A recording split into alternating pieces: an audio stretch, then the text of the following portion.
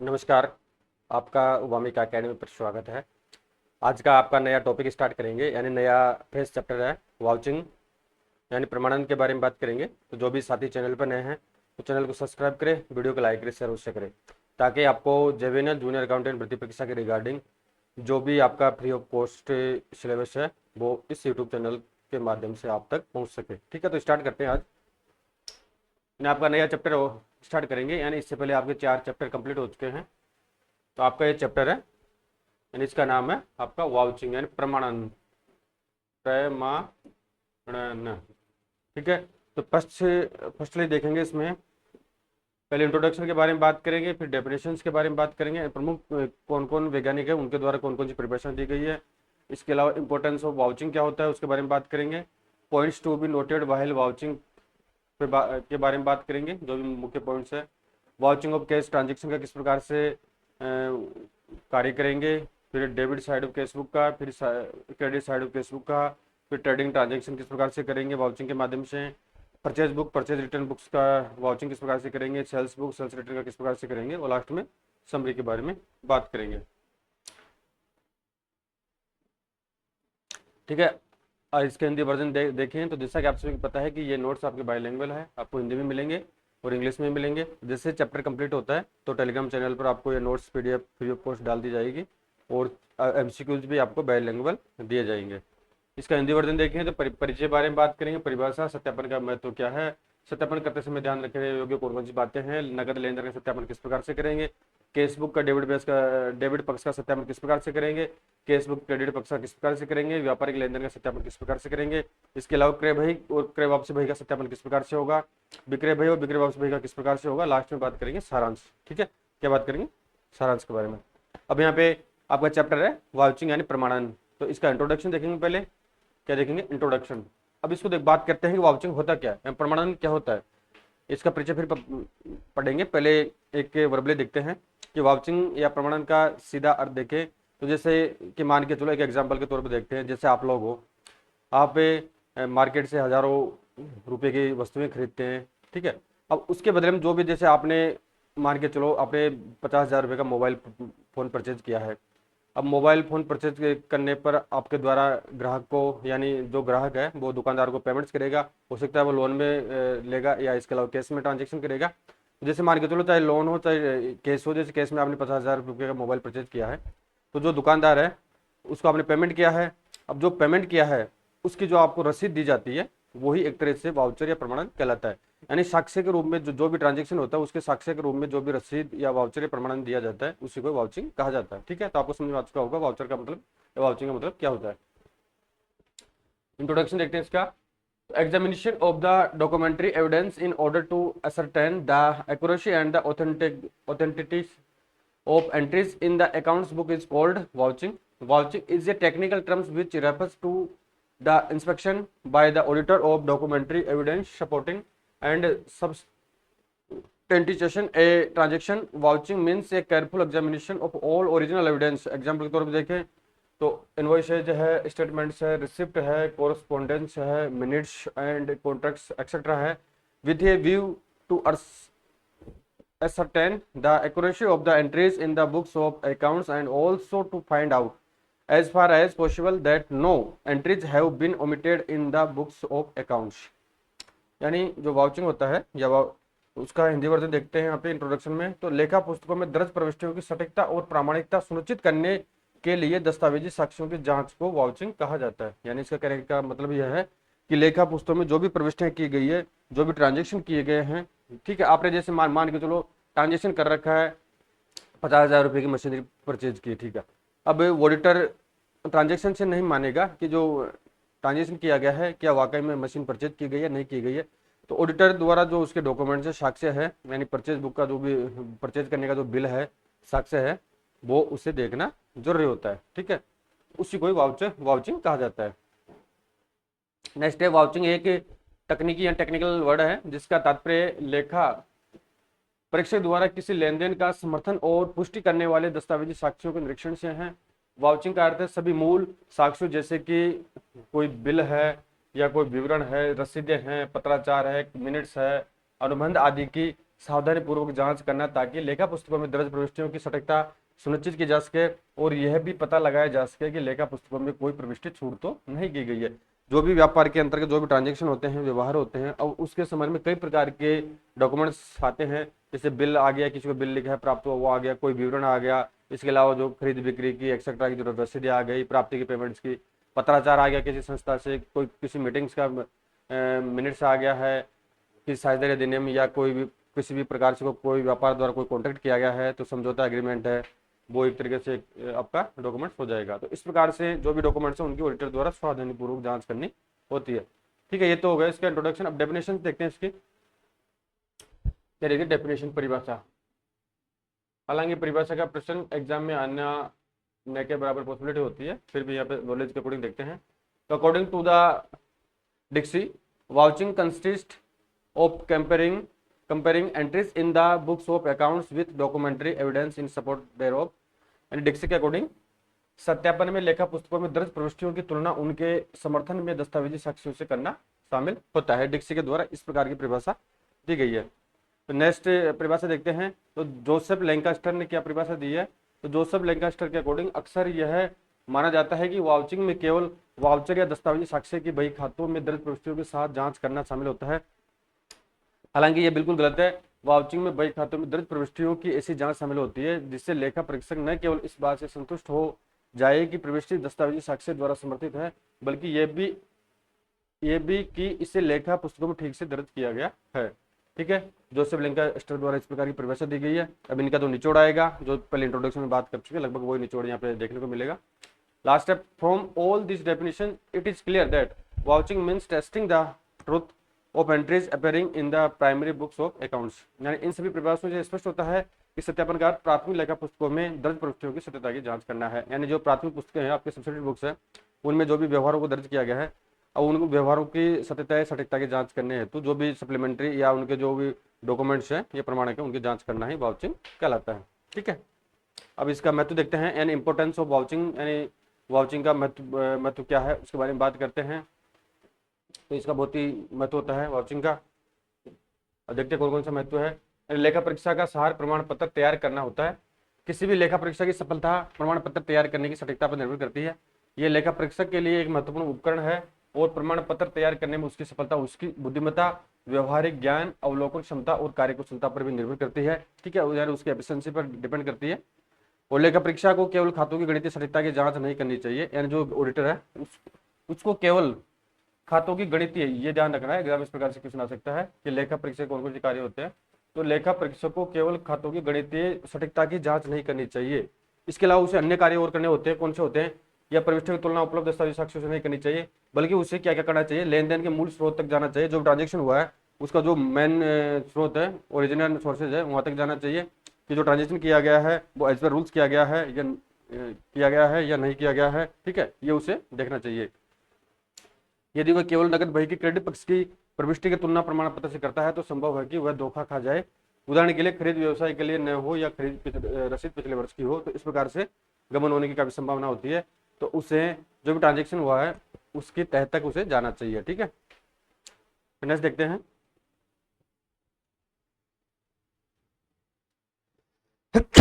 Sorry, यानी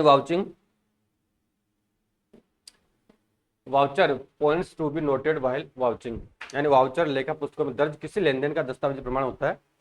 ये रसीद पुस्तिका की प्रति हो सकती है, समझौता हो सकता है, निदेशक मंडल या शेयरधारकों द्वारा पारित प्रस्ताव हो सकते हैं, चालान हो सकते हैं, बैंक भुगतान पर्ची हो सकती है, खरीद बिक्री का नोट्स हो सकता है, पत्राचार, चौकीदार की बही, वेतन बही, ऑर्डर बही आदि हो सकता है। यानी इस प्रकार के डॉक्यूमेंट्स हो सकते हैं। इसके अलावा और भी डॉक्यूमेंट्स हो सकते हैं।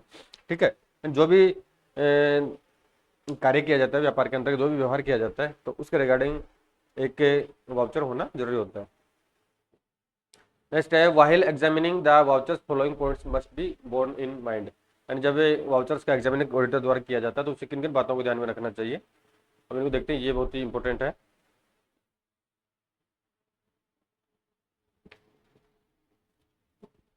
यानी सभी वाउचरों को, पहले तो फर्स्ट काम क्या होगा ऑडिटर का, सभी वाउचर्स को क्रमानुसार क्रमांकित किया जाता है और खातों में प्रविष्टियों के क्रम में व्यवस्थित किया जाता है। जो भी प्रविष्टियां की गई है उनके क्रम में उनको व्यवस्थित किया जाएगा एज पर डेट और टाइम के अकॉर्डिंग। यदि ग्राहक ने ऐसा नहीं किया है तो ग्राहक यानी कंपनी ने ऐसा नहीं किया है तो लेखा परीक्षक को ऐसा करने के लिए कहने का अधिकार होता है। यानी अगर कंपनी ने ऐसा सिस्टमेटिक नहीं जमा रखा है इनको वाउचर्स को, तो वो कंपनी के कर्मचारियों को, अधिकारियों को बोलेगा और उनको ऐसा कार्य करना होगा। और इस प्रकार का राइट्स ऑडिटर को होता है। यदि वे ठीक से व्यवस्थित नहीं है तो किसी विशेष वाउचर को ढूंढ दें और उसकी जांच करने में बहुत समय बर्बाद हो जाएगा। ठीक है, अगर सिस्टमेटिक जमे होंगे तो जांच करने में अनावश्यक समय खर्च नहीं होगा। अगर वो सिस्टमेटिक नहीं है तो एक को बार बार ढूंढना पड़ेगा, सर्च करना पड़ेगा, तो अनावश्यक समय बर्बाद होगा। उसे उन तिथियों पर ध्यान देना चाहिए जो केस बुक से मेल खाती हो। वाउचर जारी करने वाले पक्ष का नाम, वाउचर जारी करने वाले पक्ष का नाम और राशि आदि मैच होनी चाहिए। इसके अलावा थर्ड काम करेगा ऑडिटर, यानी जांचे गए वाउचर पर मुहर लगाई जानी चाहिए। जो भी वाउचर उसके द्वारा चेक किया गया उस पर मुहर लगा देनी चाहिए। यदि मोहर उपलब्ध नहीं है तो लेखा परीक्षक क्लर्क को वाउचर के मुख पृष्ठ पर अपने आद्याक्षर यानी इनिशियल लगानी चाहिए या सही का निशान लगाना चाहिए। जो भी उसकी सुविधा है उसके अकॉर्डिंग उसको टिक कर देना चाहिए। बेईमान क्लर्क द्वारा इसे हटाने से बचने के लिए मोहर का निशान वाउचर के केंद्र में लगाया जाना चाहिए। अब बेईमान क्लर्क हो सकता है वो चिन्ह को हटा सकता है, जो भी सील लगाई जाती है बीच में वाउचर के लगा देनी चाहिए ताकि वो वाउचर को फाड़ेगा नहीं, और फाड़ेगा तो पता लग जाएगा। इसके अलावा उन वाउचर्स पर विशेष ध्यान दिया जाना चाहिए जो साझेदारों, निदेशकों या सचिव आदि में से किसी एक के व्यक्तिगत नाम पर है। ऐसे मामले में ये इंपॉर्टेंट है, चौथा नंबर का पॉइंट, यानी इस प्रकार के वाउचर पर ऑडिटर को विशेष ध्यान देना चाहिए। कौन कौन से, जो पार्टनर्स या डायरेक्टर्स या सेक्रेटरी आदि में से किसी एक के व्यक्तिगत नाम पर है। ठीक है, ऐसे मामले में यह पता लगाने के लिए मूल चालान और माल आवक बही की जांच भी की जानी चाहिए कि माल व्यवसाय के लिए खरीदा गया था या नहीं। उसे अपने ग्राहक से आपूर्तिकर्ताओं को निर्देश जारी करने के लिए कहना चाहिए कि वे वाउचर किसी भी फर्म या कंपनी के व्यक्ति के नाम पर न बनाए। ठीक है, इस प्रकार से विशेष जांच करनी होगी ऑडिटर को। नेक्स्ट है, उसे यह भी सुनिश्चित करना चाहिए कि प्रत्येक वाउचर एक जिम्मेदार अधिकारी द्वारा आदेश के रूप में जारी किया गया हो। जो भी वाउचर है वो ऑथराइज पर्सन या ऑफिसर्स के माध्यम से जारी किया जाना होना चाहिए। छठा है, यानी यदि वाउचर की राशि 20 रुपये से, ये इंपोर्टेंट है, यानी अगर जो प्रमाणन है उसकी राशि अगर 20 रुपये से अधिक है, 20 प्लस हो, तो उसे यह भी देखना चाहिए ऑडिटर को कि वहां पर प्रॉपर स्टाम्प लगा है या नहीं लगा, या टिकट लगा हुआ होना चाहिए। उसे भुगतान की प्रकृति का भी पता लगाना चाहिए कि क्या ये व्यवसाय से संबंधित है। जो पेमेंट्स किए गए हैं ऑडिटर को ये चेक करना चाहिए कि जो पेमेंट्स किए जा रहे हैं वो व्यवसाय की क्रियाओं से संबंधित है या नहीं है, कहीं फर्जी तो नहीं है। जो भी है उसे मेंशन करना चाहिए। आठवां है, उसे भुगतान की प्रकृति को देखना चाहिए कि ये पूंजीगत है या राजस्व है, यानी भुगतान की प्रकृति भी देखनी चाहिए, पूंजीगत व्यय किया जा रहा है या राजस्व व्यय किया जा रहा है। अगर पूंजीगत व्यय किया जा रहा है तो पूंजीगत व्यय के रूल्स के अकॉर्डिंग उनकी एंट्री की जा रही है या नहीं की जा रही है। अगर गलत किया जा रहा है तो अपना जो भी ऑडिट है उसमें उसका उल्लेख करना चाहिए। ये महत्वपूर्ण है कि क्योंकि गलत प्रविष्टि से लाभ हानि खाते और अंततः बैलेंस शीट प्रभावित होगी। अगर जो भी आपका राजस्व है और पूंजीगत आय व्यय है, अगर इनकी प्रॉपर्ली ढंग से अकाउंटिंग नहीं की जाएगी तो जो लाभ हानि है बैलेंस शीट पर नेगेटिव या पॉजिटिव इंपैक्ट, यानी नेगेटिव इंपैक्ट पड़ सकता है, यानी लाभ हानि कम या ज्यादा हो सकता है। राशि पर शब्दों और अंकों दोनों में ध्यान देना चाहिए। यदि उनमें अंतर है तो मामले की जांच की जानी चाहिए। जो भी राशि लिखी गई है वाउचर्स पर वो शब्दों में और इसके न्यूमेरिकल और वर्ड्स दोनों में होनी चाहिए। ठीक है, अगर उनमें किसी प्रकार का कोई वेरिएंस है तो उसकी गहनता या गहन रूप से उसकी जांच करनी चाहिए। किसी भी ऐसी मद को नोट किया जाना चाहिए जिसके लिए आगे स्पष्टीकरण की आवश्यकता हो या साझेदारी विलेख, अनुबंध, एसोसिएशन के लेख आदि से उपलब्ध जानकारी साक्ष्य हो। ठीक है, नेक्स्ट देखते हैं, यदि गुम हुए वाउचर के लिए डुप्लीकेट वाउचर प्रस्तुत किया जाता है। अगर कोई वाउचर खो जाता है उसके लिए डुप्लीकेट वाउचर जारी किया जाता है तो इस प्रकार से धोखाधड़ी से बचने के लिए इसकी ठीक से जांच की जानी चाहिए। ग्राहक से हानि के कारण वो स्पष्टीकरण प्राप्त किए जाने चाहिए। और यदि लेखा परीक्षक स्पष्टीकरण से संतुष्ट नहीं है तो उसे इस तथ्य का उल्लेख अपनी रिपोर्ट में भी करना चाहिए। अगर वो सेटिस्फाइड नहीं है स्पष्टीकरण से तो जो रिपोर्ट बना रहा है तो रिपोर्ट में अपनी जो स्पष्ट टिप्पणी है उसमें अंकित करनी चाहिए। नेक्स्ट है, लेखा परीक्षा क्लर्क को ग्राहक के किसी भी कर्मचारी की सहायता नहीं लेनी चाहिए। ये विशेष ध्यान रखना चाहिए कि जो ऑडिटर है, जो कंपनी के कर्मचारी या अधिकारी है, उनसे किसी प्रकार की कोई सहायता नहीं लेनी चाहिए, यानी अपने विवेक और स्वतंत्र रूप से कार्य करना चाहिए। नेक्स्ट है, रसीद सहित चालान को वाउचर के रूप में स्वीकार नहीं किया जाना चाहिए, यानी रसीद सहित चालान को वाउचर के रूप में एक्सेप्ट नहीं किया जाना चाहिए क्योंकि इसमें 2 बार भुगतान होने का खतरा रहता है। एक बार क्रेडिट खरीद के रूप में और दूसरी बार रसीद सहित चालान के विरुद्ध नकद लेन देन के रूप में। इस प्रकार से दोहरा गमन किया जा सकता है। ये ऑडिटर को विशेष ध्यान रखना चाहिए। नेक्स्ट है, कभी कभी व्यवसायिक प्रतिष्ठान अपनी स्वयं की मुद्रित रसीदें जारी करते हैं। जो कंपनीज होती है कभी कभी अपनी मुहर से या जो भी प्रिंटेड रसीदें स्वयं की जारी करते हैं। जिन्हें वाउचर माना जाता है। ऐसे मामले में लेखा परीक्षक को विवरण या चालान जैसे अधिक दस्तावेजी साक्ष्य प्राप्त करनी चाहिए। इसके अलावा जैसे बीमा है, किराया है, व्यापार का बीमा करवाया गया है, किराया है, कर आदि के वाउचरों की जांच करते समय लेखा परीक्षक को भुगतान की अवधि नोट करनी चाहिए, यानी किस पीरियड का यह भुगतान पेमेंट्स किया गया है। यदि भुगतान कुछ महीनों के लिए अग्रिम रूप से किया गया है, इन एडवांस में दिया गया है, तो उचित रूप से उनका समायोजन भी किया जाना चाहिए। ये इस प्रकार से ऑडिटर को ये सब चीजें देखनी जरूरी होती है।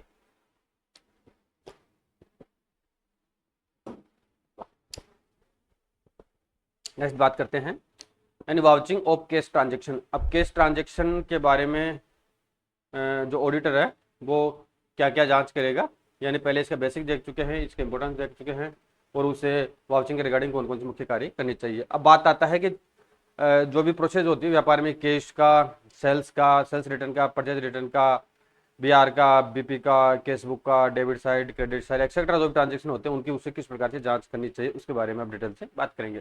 फर्स्टली बात करेंगे यानी वाउचिंग ऑफ कैश ट्रांजेक्शन, यानी केस ट्रांजेक्शन किया जाता है उसका वाउचिंग किस प्रकार से उसे चेक करना चाहिए।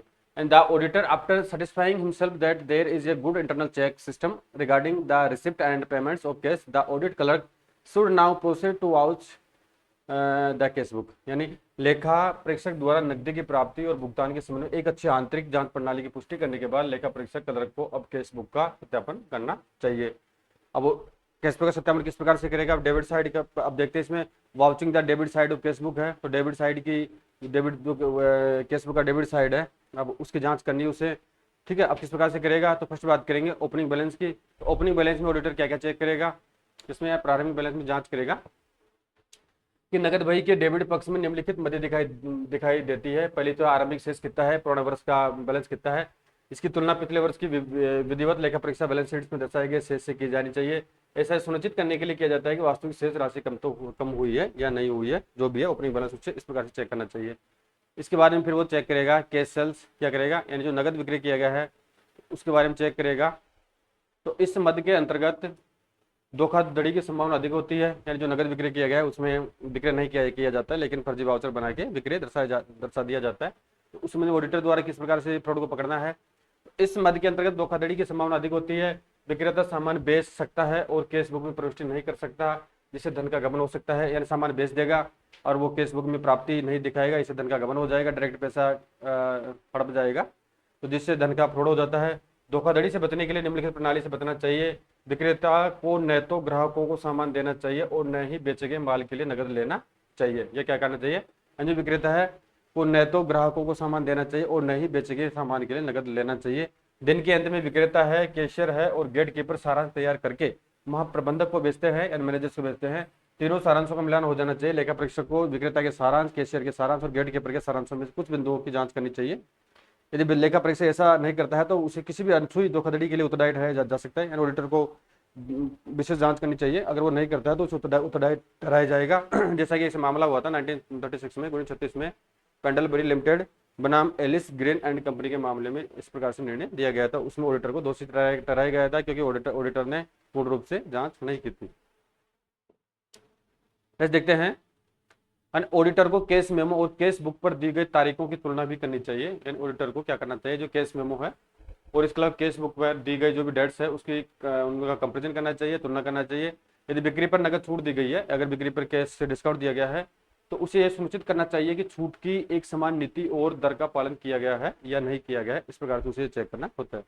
नेक्स्ट ऑडिटर को कार्य करना होगा रिसिप्ट फ्रॉम डेटर्स, यानी जो देनदार है व्यापार के उनसे जो प्राप्तियां होती है, तो प्राप्तियों के संबंध में उसे क्या क्या चेक करना चाहिए, किस प्रकार से क्या क्या चेक करेगा वो देखते हैं। यानी लेखा परीक्षक को उन देनदारों से प्राप्त नकदी की पुष्टि करनी चाहिए जिन्हें अतीत में उधार पर माल बेचा गया हो, पहले इनको उधार में माल बेचा गया था, वही डेटर्स होते हैं। इस मद के संबंध में उपलब्ध एकमात्र साक्ष्य देनदारों को जारी की गई रसीदों की प्रतिलेख यानी काउंटर फॉइल है, लेकिन ये साक्ष्य बहुत विश्वसनीय नहीं है क्योंकि प्रतिलेखों में ग्राहक से वास्तव में प्राप्त राशि से कम राशि दर्ज की गई हो सकती है। धोखाधड़ी करने का एक अन्य तरीका यह है कि जब ऐसे, अब इसमें किस प्रकार से किया जाता है धोखाधड़ी, जो व्यापार में जैसे आपने माल बेचा किसी को, ठीक है, अब इसको एग्जाम्पल देखते हैं। धोखाधड़ी करने के लिए एक अन्य तरीका यह है कि जब ए से नकदी प्राप्त होती है तो केस बुक में कोई प्रश्न नहीं की जाती है, जब बी से नकदी प्राप्त होती है एक ही कर देते हैं और फिर उसके बाद में सी से प्राप्त होती है तो बी के खाते में एंट्री कर देते हैं। तो इस प्रकार से प्रोसेस लंबी चलती रहती है, इस प्रकार से गबन किया जा सकता है। ठीक है,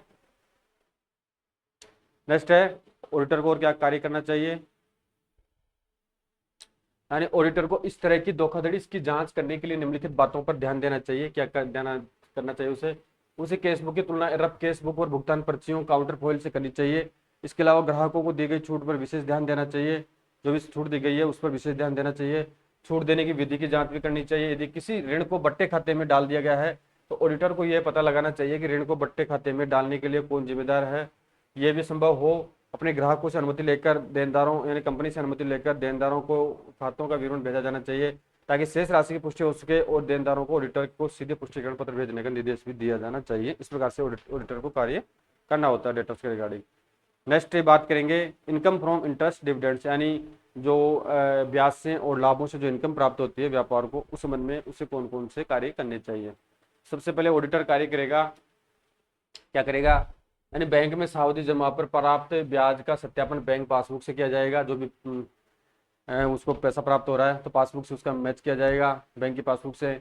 लाभांश का सत्यापन लाभांश वारंट के शीर्ष भाग की प्रति पंक्ति या चेक के कवर पर लिखे पत्र से किया जा सकता है। ठीक है, यदि लाभांश और ब्याज बैंक के माध्यम से एकत्र किए जाते हैं तो पासबुक का सत्यापन अनिवार्य होता है। बकाया ब्याज का समाधान सुनिश्चित किया जाना चाहिए। भविष्य निधि जैसे किसी विशेष कोष से प्राप्त ब्याज को उसी कोष में जमा किया जाना चाहिए, न कि राजस्व खाते में। यदि ब्याज दिए गए ऋण पर प्राप्त हुआ है तो ब्याज दर की पुष्टि के लिए उधारकर्ता के साथ हुए समझौते की जांच भी यहाँ पे करनी चाहिए। इस प्रकार से ऑडिटर को ये सब चीजें देखनी होती है। नेक्स्ट है लोन्स, तो व्यापार द्वारा जो भी लोन्स है तो लोन्स के रिगार्डिंग ऑडिटर को क्या चेक करना चाहिए, ऋणों के बारे में। तो ऋण की प्राप्ति का सत्यापन बही खाते में दर्ज समझौते के अनुसार किया जाना चाहिए, जो भी एग्रीमेंट किया गया है, ठीक है, उसके अकॉर्डिंग किया जाना चाहिए। इसके अलावा उसे देखना चाहिए कि उसका ग्राहक ऋण लेने का पात्र है या नहीं, यानी कंपनी ऋण लेने की पात्र है, यानी कंपनी ऋण लेने की पात्र है या नहीं। जो भी एग्रीमेंट हुआ उसकी विशेष विस्तृत जांच करनी चाहिए। उसे देय ब्याज दर, भुगतान की शर्तें और दी गई प्रतिभूतियों की जांच भी करनी चाहिए, यानी किस ब्याज दर पर ऋण लिया गया है, टाइम पीरियड क्या है, इसके अलावा जो कंडीशन क्या क्या है, और ब्याज ऋण के बदले में कौन सी संपत्ति यहाँ पे गिरवी रखी गई है, उसे डिटेल से जांच करनी चाहिए। नेक्स्ट है रेंट रिसीव्ड, अगर व्यापार को किराया प्राप्त होता है तो किराया प्राप्ति के संबंध में ऑडिटर को कौन कौन चीजों की जांच करनी चाहिए। यानी ऑडिटर को किराए की राशि, देय तिथि और मरम्मत संबंधी प्रावधानों आदि का पता लगाने के लिए पट्टा विलेखों यानी लीज डीड और समझौते की जांच भी करनी चाहिए। यदि किराएदारों को किराए के भुगतान की रसीदें जारी की गई है तो रसीदों की प्रतियां एक अच्छा प्रमाण होगी। बकाया किराए पर विशेष ध्यान भी दिया जाना चाहिए। यदि बकाया राशि अधिक है तो ग्राहक की अनुमति से ऑडिटर को किराएदारों को पत्र लिखकर उनके नाम पर बकाया किराए की राशि की पुष्टि करने का अनुरोध भी करना चाहिए। और साथ ही ऑडिटर को एक जिम्मेदार अधिकारी द्वारा विधिवत हस्ताक्षरित खाली संपत्तियों की सूची भी प्राप्त करनी चाहिए। इस प्रकार से ऑडिटर को ये चेक करना चाहिए रेंट के रिगार्डिंग। फिर है बिल्स रिसीवेबल एंड प्राप्य बिलों के संबंध में ऑडिटर क्या चेक करेगा, यानी किसी ग्राहक से प्राप्य बिल प्राप्त होता है तो ऑडिटर सर्वप्रथम देखेगा कि लेखा परीक्षक को प्राप्त बिल बही में दर्ज प्रविष्टियों की जांच करनी चाहिए। जो बीआर बही है उसमें जो भी प्रविष्टियां की गई उनकी डिटेल से जांच करेगा। उसे परिपक्व हो चुके सभी बिलों के लिए यानी जो भी मेच्योर्ड बिल हो चुके हैं बिलों के लिए इन प्रविष्टियों की तुलना नगद बही में दर्ज प्रविष्टियों से करेगा। और इसके अलावा परिपक्वता से पहले भुनाए गए बिलों के संबंध में भुनाए गए बिल बही की जांच भी उसे करनी चाहिए। उसे यह भी सुनिश्चित करना चाहिए कि सभी बिलों की छूट, अनादरण या निपटान से संबंधित जो बही में सभी रिकॉर्ड ठीक से दर्ज किए गए हैं या नहीं किए गए। यानी उसे यह भी सुनिश्चित करना होगा कि जो बिलों में कोई छूट दी गई है, कोई बिल डिसऑर्डर हो गया है, डिसऑर्डर होने पर उसको पुनः बुनाया गया है, जो भी नोटिंग चार्जेस किए गए हैं एक्सेट्रा, सब चीज़ों की उसे डिटेल से जांच करनी चाहिए। ठीक है, नेक्स्ट बात करते हैं कमीशन के रिगार्डिंग। तो कमीशन के रिगार्डिंग ऑडिटर क्या क्या जांच करेगा। ठीक है, तो कमीशन खाते की जांच उन पक्षों के खातों से की जानी चाहिए जिनसे कमीशन प्राप्त हुआ है। कमीशन की दर के संबंध में पक्षों के साथ वो समझौते की जांच भी की जानी चाहिए। जो भी कमीशन व्यापार को प्राप्त हो रहा है, किन पक्षों से या किन व्यक्तियों से कमीशन प्राप्त हो रहा है, उनकी जांच की जानी चाहिए। और जो भी एग्रीमेंट है, समझौता है, तो समझौते की उसे विस्तृत रूप से जांच करनी चाहिए। नेक्स्ट है सेल ऑफ इन्वेस्टमेंट, जो भी विनियोग किए गए हैं व्यापार के द्वारा उनको अगर इन फ्यूचर में रिक्वायरमेंट पर बेचा जाता है तो सेल ऑफ इन्वेस्टमेंट की उसे जांच किस प्रकार से करनी चाहिए। The amount of received on account of the sale of investment should be vouched with the brokers sold note, यानी निवेशों को बिक्री से प्राप्त राशि को ब्रोकर द्वारा बेचे गए नोट के साथ सत्यापित किया जाना चाहिए। जो भी ब्रोकर है, दलाल है, तो उसके नोट से सत्यापित करेंगे। नेक्स्ट क्या चेक करेगा ऑडिटर, बैड डेब्ट्स डिविडेंड है, यानी जो दुवितरण लाभ है, तो दिवालिया हो चुके देनदारों से प्राप्त राशि को आधिकारिक रिसीवर से प्राप्त लाभांश वारंटी के साथ सत्यापित किया जाना चाहिए। और इसमें कुल ऋण है, प्रति रुपया देय लाभांश की दर क्या है और किस्तों की संख्या का उल्लेख उसमें होना चाहिए, वो उसे डिटेल से जांच करनी चाहिए। नेक्स्ट है subscription received by A club और स्कूल। तो किसी क्लब या स्कूल आदि द्वारा प्राप्त सदस्य शुल्क की जांच ग्राहकों के रजिस्टर और रसीदों की प्रतियों से भी उसे करनी चाहिए। अगर किसी क्लब से या स्कूल से कोई प्राप्त सदस्यता प्राप्त हुई है तो उसे डिटेल से जांच करनी चाहिए। इसके अलावा इंश्योरेंस क्लेम बनी है, यानी इंश्योरेंस क्लेम अगर व्यापार को प्राप्त हुआ है तो उस संबंध ऑडिटर को क्या क्या जांच करेगा, यानी किसी बीमा कंपनी से दावे के बदले प्राप्त बीमा राशि की जांच ग्राहक और बीमा कंपनी के बीच हुए पत्राचार से भी की जानी चाहिए, या जो भी समझौता हुआ है उस एग्रीमेंट के माध्यम से उसे डिटेल से जांच करनी चाहिए। फिर नेक्स्ट है यानी सेल ऑफ फिक्स्ड असेट्स, यानी स्थायी संपत्तियों को विक्रय किया जाता है तो इस संबंध में ऑडिटर क्या जांच करेगा स्थायी संपत्तियों के रिगार्डिंग। इस मध्य का सत्यापन पत्राचार नीलामीकर्ता के खाते, बिक्री अनुबंध आदि के माध्यम से किया जा सकता है। यदि कोई लाभ होता है तो उसे पूंजी आरक्षित खाते में यानी CRR capital redemption reserve account में ट्रांसफर या शेयर किया जाना चाहिए। जो शेयर धारकों यानी शेयर होल्डर्स को वितरण के लिए उपलब्ध नहीं है, क्योंकि जो CRR होता है वो इन फ्यूचर की आवश्यकताओं के लिए होता है, और ये जो शेयर होल्डर्स है उनको जो राशि है डिवाइडेड नहीं की जाती है। तो लेखा परीक्षक को यह भी सुनिश्चित करना चाहिए कि ऐसी संपत्ति की बिक्री विधिवत स्वीकृत हो। ठीक है, विधिवत स्वीकृति इसमें होनी चाहिए। और फिर नेक्स्ट बात करते हैं income from hire purchase agreement, यानी कोई किराए क्रय संपत्ति से कोई इनकम हो रही है, ठीक है, उस संबंध में उसे क्या क्या परचेज एग्रीमेंट की जांच किस प्रकार से करेगा, यानी where money is received on account of the installment relating to goods sold on hire purchase system. The auditors should examine the agreement. The auditor must also see that proper allocation between sales and interest had been done. यानी किराया खरीद प्रणाली पर बेचे गए माल से संबंधित किस्त के रूप में धन प्राप्त होने पर लेखा परीक्षक को अनुबंध की जांच करनी चाहिए। और इसके अलावा लेखा परीक्षक को यह भी सुनिश्चित करना चाहिए कि बिक्री और ब्याज के बीच उचित आवंटन किया गया हो। ठीक है, जो भी व्यापार द्वारा किराए क्रय पद्धति अपनाई गई है तो उसके संबंध में जो भी एग्रीमेंट किया गया है उसकी डिटेल से उसे जांच करनी होगी, और उसे यह भी सुनिश्चित करना होगा कि बिक्री और ब्याज के बीच उचित आवंटन एलोकेशन किया गया है या नहीं किया गया है, वो उसे डिटेल से जांच करना होगा। ठीक है, अब इसमें नेक्स्ट आपका पेमेंट्स ऑफ क्रेडिटर्स के बारे में बात करते हैं। किसके बारे में बात करेंगे, पेमेंट्स ऑफ क्रेडिटर्स है। तो अभी नेक्स्ट वीडियो में इसको देखेंगे, एंड पेमेंट्स ऑफ क्रेडिटर्स देखेंगे, फिर आपका वेजेस देखेंगे, और फिर इसके बाद में आपका लोन्स है और सैलरीज है एंड एक्सेट्रा, जो भी रिमेनिंग टॉपिक्स है उनके बारे में नेक्स्ट वीडियो में बात करेंगे। ठीक है, तो ये वीडियो आपका कंप्लीट हो चुका है, और इससे अनवाउचिंग वाला चैप्टर आपका पार्ट ए कंप्लीट हुआ है। पार्ट बी में जो आपके रिमेनिंग टॉपिक्स है उनको कंप्लीट कर देंगे। ठीक है, थैंक यू।